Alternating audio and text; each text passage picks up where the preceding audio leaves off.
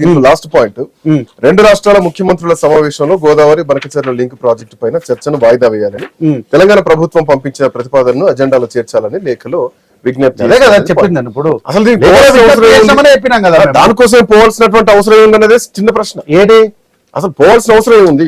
అవును సార్, ఇప్పుడు మీరు చదివినదే కదా, తెలంగాణ ప్రభుత్వం పంపిన ప్రతిపాదనలు ఎజెండాలో చేర్చాలని లేఖలో విజ్ఞప్తి చేసింది.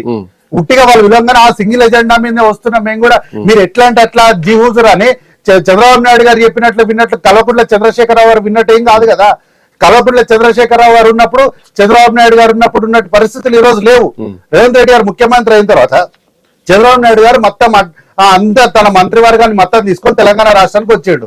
ఏం చేసినాము మేము? నాతో గొడవ అని ఒక బుక్ ఇచ్చిన గౌరవంగా వారికి గౌరవప్రదంగా శాల్వా కప్పినాము.